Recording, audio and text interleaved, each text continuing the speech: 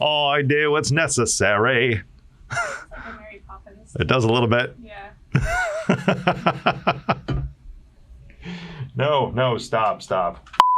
Hey, welcome back to All In with Rick Jordan. I am Rick Jordan, and I help you make more money, do more good, and have more fun. And when you listen to this episode today and you pull out one thing, share that with one friend, because you will get at least one thing out of this episode. It is your responsibility to pull one thing out of every episode. I always give you one thing, but when you have that, share this episode with one friend. Burn the net. I came up with this at lunch just yesterday with my team. And I was like, I need to record this episode right now because this is just something about me that I have felt for a very long time that I've never really talked about. I have these little bites that come up here and there. But let's talk about this for a whole episode today, about burning the net. You might be going along in life and thinking, I don't see real change, or I'm in my job and I see these incremental cost of living increases, 4 or 5% every single year. I like my job. I don't want to go anywhere. You don't get many places in life without taking some sort of risk. I've only seen a couple circuses in my life, and my family, they love watching The Greatest Showman. And that sort of maybe tied into this just subconsciously, but there's a couple of perspectives I'm going to talk about burning the net today. One is about taking risks and going after what you love. And the second is about just stopping the whole looking behind you thing and saying, but I could go back to this. I could fall back to this if anything goes wrong. Let's talk about that first, because that one really stirs up a lot of emotion in me. And I can't do that. I've talked about before how I dropped weight years ago.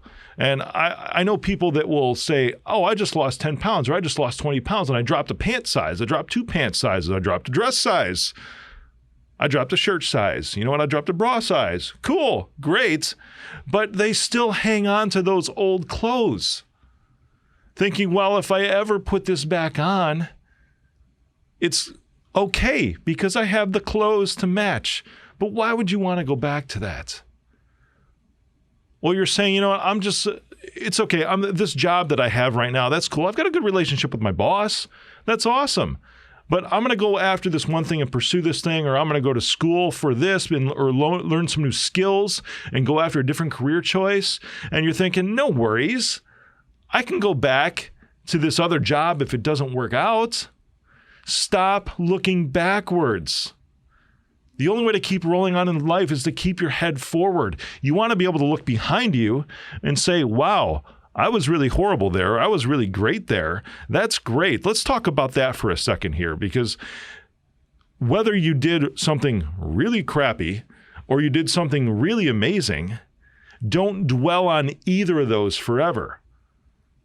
If you did something horrible, that's cool. You know what? Because it doesn't matter how many times you fall down. It just matters that you keep getting back up. However, when you start to dwell on those things, they start to become part of you. They start to become part of your spirit, part of the way that you interact with other people. And they can start seeing that that is really the thing that's guiding everything, is if you keep looking back and you may have done something really, really horrible. And right now, I know that there's people listening to this and like, oh man, this thing that I did a year ago, or this thing that I did 10 years ago. Guys, girls, it doesn't have to be you anymore. You don't have to be that same person. But as long as you keep looking back at that and saying, I was this way in this negative sense, or this is what I did. Hello, did you hear those 2 words? Was and did? They are past tense. That's where they need to stay, is in the past, in order to move on to whatever is in your future. You can't go after your destiny while you're still anchored in the past. What do boats use anchors for? To stop, to stay in one spot. That way they don't float away, so they don't go in the wrong direction. And there's all these things that are out there, these metaphors. This is a lot in churches too, how they say you've got to anchor yourself so you don't move, so that you're okay, and then you have these solid principles in your life, whether that's a mindset or whether that's a spiritual belief, whatever it is. A lot of those things can be ever evolving too. And they should be ever evolving, because you should never not be growing. The only way to do that is to stop dwelling on that negative thing in the past that was, or that you did, the past tense. Let's talk about the positive things. You might have rocked the world 6 months ago. You might have done something super awesome. That's great. You know what? I got an award when I spoke at Harvard last year for leadership and ethics. That's so cool. Wonderful. It's on a stand in my office, but out of how many episodes I've done now, of the podcast since I launched this in February, 20-something, somewhere around there, I've never once talked about this, have I? And I'm only talking about this right now in context to say that was something, again, that I did in past tense. That was something that I was awarded. Past tense. It was awesome. It was super cool. Yeah, it went up on social. Yeah, it was passed around. Yeah, I talked about it for about 2 days. But if I was always going to be myself, I saw John Maxwell. I hung out with him this past week. I shared the stage with him at a conference, and he had this phrase that ties into this, where he said, as an author, as a writer, you are only as good as your last book. If I were to dwell on that award from Harvard last year when I spoke there, I would only be as good as that. That would diminish any kind of growth that I might have achieved over this past year to continue moving forward in my life, to continue learning, to continue growing. That's awesome. I'm sure you have amazing wins in your life. That's cool. Look at the Super Bowl, right? They go to Disney World afterwards. They have big parades all over the place. But do they keep having parades year after year after year? No, there's another Super Bowl that's played the very next year, usually with two completely different teams, and someone else gets the trophy. I remember talking about the White Sox. Hey, they won in 2005, I think it was. I'm from Chi-Town. I'm a South Sider. I love the Sox. I got no ill will against the Cubs. If they ever play each other, and they do in the Windy City Classic all the time, I'm always cheering for the Sox. But when the Cubs won the pennant a couple years ago too, I was happy for them. Not a big deal. But the Sox won in 2005. That was freaking 14 years ago. And there's still people in Chicago like, oh man, those 2005 White Sox. Oh geez.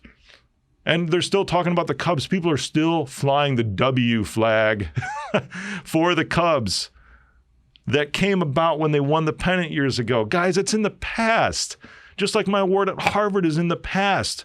Those teams keep saying, oh, we were really good that year. We did awesome that year. And they keep dwelling on that. And the reason they don't continue to win year after year after year after year, there's been some sports teams. Again, Chicago, right?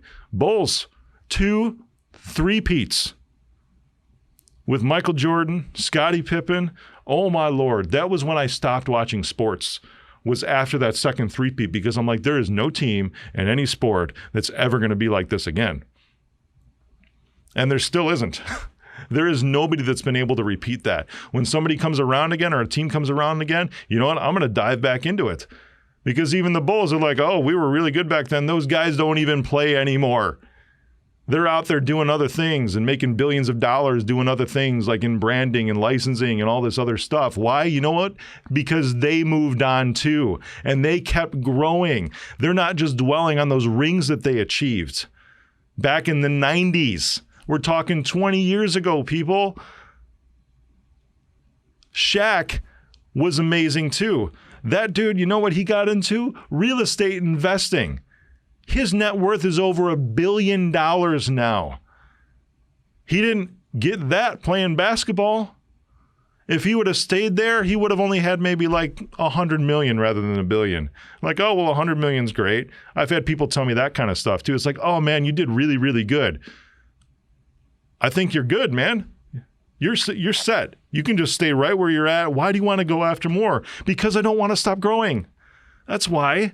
None of us are meant to in this life to stop growing, because if we don't continuously learn things, we can't continuously teaching things to others and helping them rise up, because a good leader can only bring somebody as far forward as they've been themselves.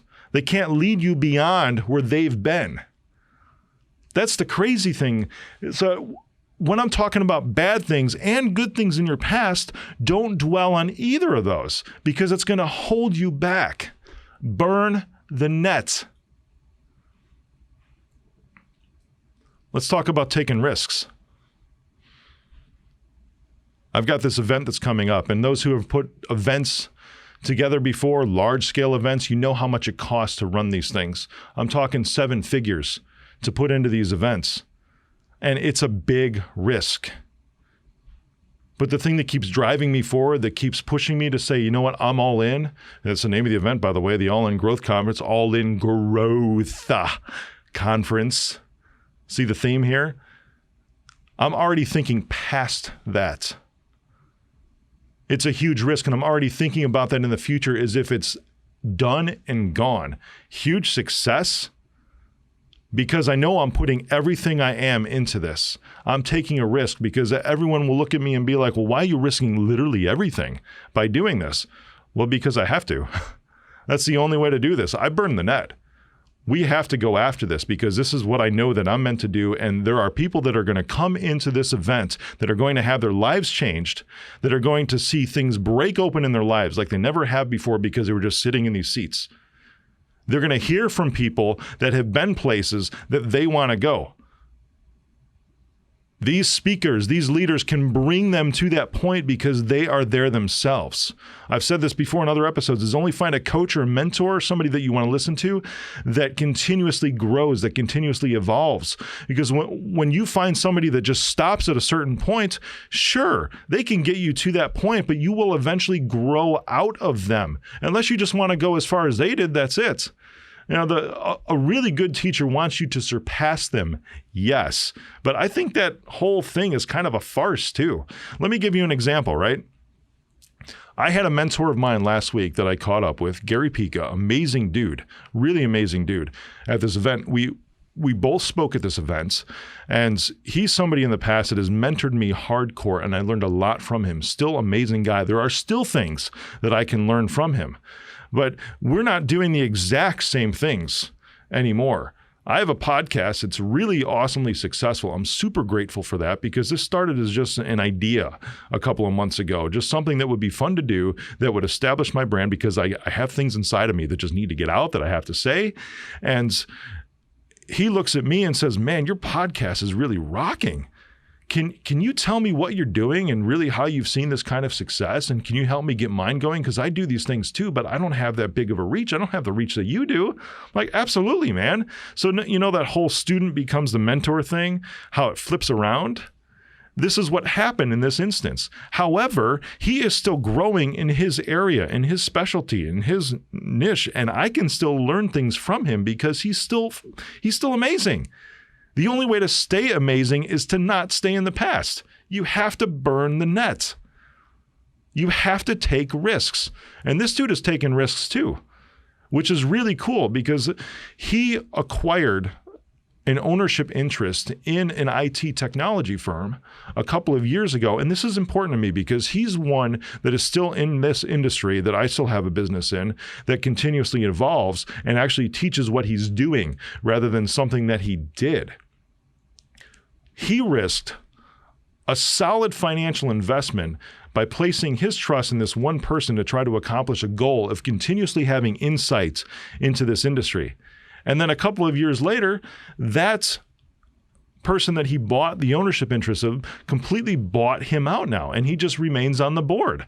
So he's still coaching, he's still mentoring, he's still involved in this organization, but it got to the point to where the dude who had the company sold a portion to Gary and then bought it back, grew to the point to where he's like, you know what, I can keep rolling. I'm still going to keep you on my board. I want you on my board. He still has a small interest, but he bought back controlling interest in this company because he grew to a certain point, and he's still listening to Gary because Gary continues to evolve Think about the risk that this dude took now, buying him out. He no longer has that safety net. He burned the net by buying him back out. Gary can't swoop in and save him anymore when he makes a mistake. You're all either all in or you're all out. You have to put your chips in. This event that I've got going on, the All In Growth Conference, is happening in Vegas. That's kind of apropos. Putting all your chips in, pushing them all in. I did some footage there last year, which was really, really cool, going around to recorded some video footage going around to different casinos. You know what? I am not a betting man. There's a couple reasons for that. One, because I'm not afraid of taking risks. I actually make the decisions, and I would be the person, whether it's win or lose, to put all my chips in. And say, well, isn't that like contradictory to everything you're saying on this whole podcast episode here? You know, because you're saying you're not going to put the stuff in. No, I'm just saying you don't make stupid decisions. That's it. When you burn the nets, you need to make sure that you have your skill set to the point to where you're not going to die. Think about the acrobats in the circus. It's a risk because they could slip up and make one mistake and they are dead. However, they started out with that net. And there came to be a certain point to where they're like, you know what? I'm going to try some things, and I'm confident where I'm going right now to where I know that I'm not going to kill myself. I'm not going to slip up, and I'm not going to fall. Is it a risk? Absolutely it is. But that's going to give the best performance, the best result to the people that are watching me. If you are an entrepreneur, if you own a business, newsflash, your people are watching you all the time. Your team member, your tribe are watching you for the next move all the time. If you keep playing it safe, your people are going to play it safe. If you don't make calculated risks and smart risk decisions, your people will never be that way. And you're just going to have a bunch of factory workers working on an assembly line that are not going after something meaningful, that are just putting out a service that's just like everybody else. You want to differentiate yourself. You need to burn the nets. You need to take the step out and put your neck out there and show your people that it's okay to do that, because that's the only way that you grow. The only way you grow is when you're uncomfortable. And an easy way to make yourself uncomfortable is to burn the net, to take the risk. You think the people that are getting up on the high wire, when they're looking down, they're thinking, yeah, I got this because I know how to do this. That's cool. But at the same time, they're probably just a tad bit uncomfortable because there's still that fear that's down there saying, you know what, if I fall, I'm going to smash my face in. That's a little graphic, but that's exactly what's going to happen. I've been coming off of binge watching Game of Thrones, so you're just going to get what you get on this. You know, that's literally what just happened in the last episode that I saw. Squirrel. I love watching people take risks. I love seeing people shake in their shoes because I know that they're going to grow. I'm going to challenge you. And if this is one thing, find where you're comfortable in life right now. Find where you're, I'm going to go off on a tangent here, maybe slight tangent, but it has to do with everything. There's this principle that I was taught growing up called contentment. That, you have to be content. You have to be happy with where you are. You know, there might be some truth to that because I have some really, really good things in my life. I have an amazing wife. I have awesome kids. Super content with those decisions. That's awesome. But see, even those are relationships that continuously change and grow every single day. It's not like things are staying the same there. If you're just happy with the status quo and things are where they are, you know what? That's cool. And I'm not going to judge you. If that's where you want things to be and that's where you want to be for your entire life, awesome. Very cool. Raise some kids, do whatever you want to do in life, go after nothing. Cool. You see my sarcasm with this a little bit, but that's fine because this isn't for everybody. But if you're somebody that wakes up in the morning and just thinks, oh man, I know that there's people out there that I want to help. I know that there's people that I want to serve. I want to see, this is what drives me every single day, is being able to witness the transformation in someone's life. I love, even when we're in this studio here and with everyone who's just in with the episodes and seeing light bulbs go off in their head. I'm a dude. I'm I'm a guy, I'm not going to say just like everybody else because I'm kind of a dork and I'm kind of a weirdo in some ways. But because of this drive that I have to want to see change in others, I have to always see change in myself. And the only way for me to see change in myself is to burn the nets. I'm not dwelling on the past, and I'm also going to take risks to where I need to go in the future. And then everyone else will be brave enough around me to say, well, if he can do it, I'm just a dude. I grew up in a family that was poor for the most part, never had anything really growing up. I mean, dinners consisted of banquet fried chicken, frozen fried chicken, and Salisbury steaks and pasta, because spaghetti was one of the cheapest things you could possibly make. I don't know why. It's weird when you remember things when you're a kid. It was like 12 years old or something like that. And I heard my parents talking with their friends who were over. They were like lifelong friends, went to high school with them. And I still have a really, really good buddy. He was best man in my wedding. I was best man in his. We're still connected to this day. And my parents were talking about how there was not a lot of dollars coming in at that moment. And there were some decisions that they need to make. I don't remember all the details in that, but I remember their friends saying, oh, looks like it's hot dog city for you for a while. And that's exactly what it was. It was hot dogs, pasta, frozen steak, weird. I don't even think they were steaks. I don't even think they were beef. They were called steaks, but I don't know what they were made of because the meat was orange. It was weird. It was disgusting, but whatever. It was cheap and it fed us.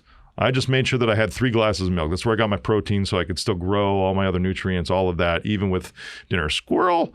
And I kept looking around and thinking there's got to be more and putting myself out there because when I looked at myself, I'm like, you know what? I want to help others not have to go through some of the same struggles that I have. The only thing that my parents ever really fought over was money. The 2 biggest reasons that people get divorced are money and sex. Take the money one. How do you make money? What's the purpose of making money? People think that more money is going to solve all their problems. Well, you know what? But more money will help. It's not going to solve all your problems, but broke doesn't solve any problems either. The reason you make more money, and this is one thing that I learned, is to do more good in this world. And that do more good is that transformation that I see in people's lives. And that's what helps me have fun. Because I look around and I see the transformation in people's lives. But that first one, that first part of that equation, the make more money part, you can't do that without taking risks. I didn't go to college. Well, that's a lie. Not a lie, but not completely accurate. I went for 2 weeks and figured that this wasn't for me. So I say I really didn't go because my heart wasn't in it at all when I went there, and I just kind of sat in class, and I'm like, this is not my direction. This is not where I need to go. I need to pursue things the other way. Even doing that was taking a risk because growing up with 2 educated parents, both of them had bachelors. One was in education with a specialty in math. That was my mother. My father had his bachelor's in music. That's an interesting combination. You got left brain and right brain right there in your parents, just totally polar opposites when it came to that. And I was the lucky one that got both sides of those brains that sometimes go to war with each other. And I don't know which direction to go because I get pulled in 2 different directions. I would see them fight over money and saying, I would never want to be that way. The making more money part is something that involves risk taking. And you know what? Even going to a university is somewhat of a risk because it is expensive. You come out, and I looked up the stats a couple of weeks ago because I was looking at speaking at the Youth Leadership Congress with former President Obama and Oprah Winfrey. This is something that's being looked at next year, which I'm so grateful to be considered for this. But I was going to talk about the perils of education and how if that is the right path for you, that's great. But make sure that is the thing that you're actually going to be doing because you are taking a risk. And if you're not all in, if you are just going to get that degree because that's what you're quote unquote supposed to do, that's not the right reason to do it. realize that you are taking a risk. Now, you can get scholarships. That's great. That's fantastic. You can play sports and you can go after it. I had a dude on my podcast who's an Olympian, Angus Arthur, and he could have gone to law school on a free ride for wrestling. He's on the very first ever Jamaican wrestling team. That's Olympic Jamaican wrestling team. That's awesome. But he's like, you know what? That's not how I want to do it. I want to get into law school based on my LSATs, not based on my wrestling, because that's more of a risk for me. And he knows that he's going to accomplish so much more because that's the direction that he's going rather than just being given a free ride. Why? Because that's what he knows his purpose is. That's the direction that he's going. And he wants to achieve that based upon his own calculated risk rather than just somebody upholding him and saying, here you go. Now, I'm not saying there's anything wrong with scholarships because that's great. You've done a lot of things and you've gotten to that point, but realize still that going to any university on a scholarship is also still a risk for you. If it's not the direction you're going to go, you are wasting 4 years, 6 years, 8 years of your life if you don't go after that direction. You see where this is at? A lot of your decisions are risks. But when you dive into that, go all in and burn the nets. Take the risk. I'm not discouraging you from going after it. Quite the opposite. You need to take that risk. Make sure it's the risk that you want to take because that's something that is completely within your control. Every single risk that comes up in your life is completely within your control. Burn the net. Don't dwell on the past, whether it's good or bad, and jump into the future with everything that you are, going after what you know your purpose is in life. And you know, if you're young listening to this, or maybe you're just getting out of high school, there's this tragedy that I think that exists, at least in American culture, in that when you're 18, when you're a senior in high school, you are supposed to make a decision that you're going, this is the classic way of doing things, the standardized way, at least how it's been for the past many years. You're supposed to make a decision in a period of about 6 months on what you're going to do for the rest of your life. The stats that I was talking about are staggering. It's something stupid low, like only 26% of graduates with their degree actually end up working in their field of study. How's that for a risk? Because they chose the wrong risk. They didn't sit and think about it and figure out, and I'm not talking about inaction because that's a problem, that's a risk in itself. That's a bad risk. That's a very, very badly calculated risk. But deciding that, hey, this is what my parents did before me, so maybe this is what I'm supposed to do. Do what you're supposed to do, that you know in your heart, because you're supposed to be doing something that you love. And everything that you do needs to be serving other people. You know, almost every profession that exists in this world, because I can't even think of one off the top of my head that doesn't serve somebody else.